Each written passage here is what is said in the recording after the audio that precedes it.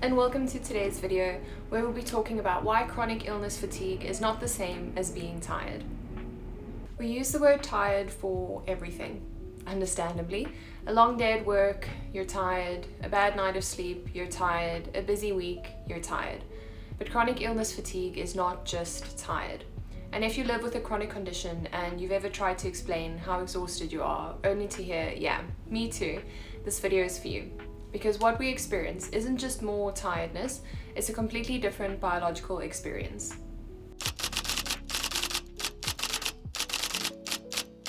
In the first section, let's cover what people think fatigue is.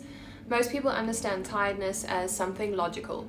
You do a lot, you feel tired, you rest, you recover, you sleep, and you feel better. The kind of tiredness has a clear cause and a clear fix. And honestly, that makes sense. And that's how a well-regulated body usually works. But with a chronic illness, the model just stops applying in this clear, concise, and logical format.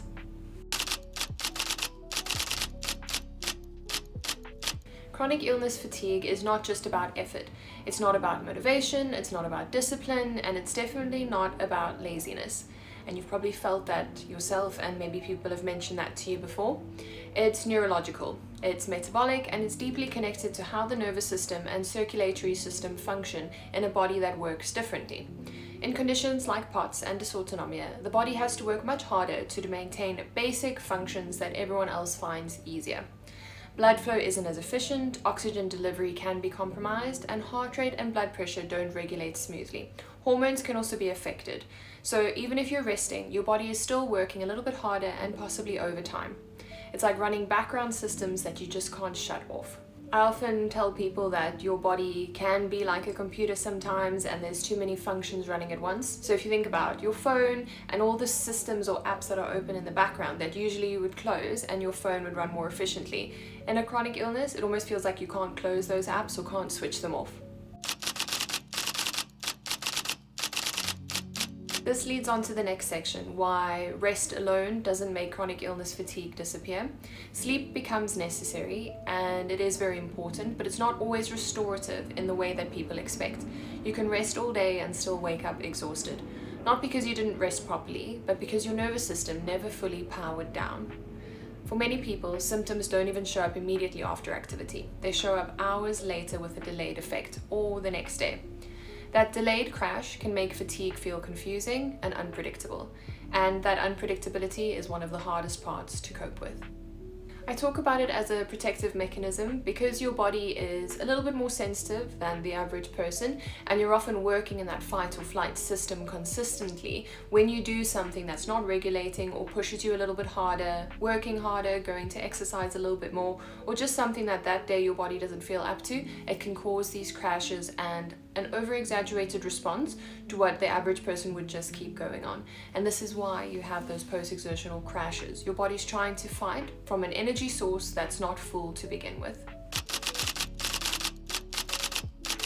One of the most painful parts of chronic illness fatigue isn't just the exhaustion itself, it's the way it's misunderstood.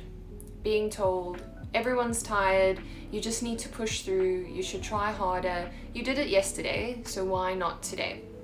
Over time, that messaging sinks in and it can have a big impact. People aren't doing it intentionally, but how you take it in can be affected. People start questioning themselves, feeling guilty for resting, feeling lazy for needing breaks, and feeling broken for not bouncing back. But chronic illness fatigue is not a personal flaw. It's a physiological limit.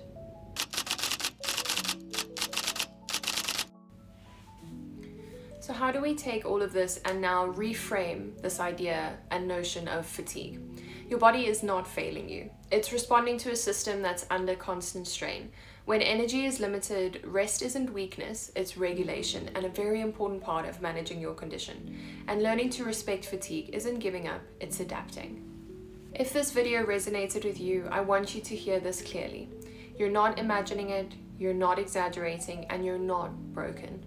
Your body is doing the best that it can with the information and the energy that it has, and that deserves compassion. If you want to share your experience, I'd love to hear from you in the comments or send me an email. And if you're interested, the next videos will dive into movement, exercise intolerance, and how to live alongside chronic illness without crashing. You're not alone in this, and I hope you feel heard today.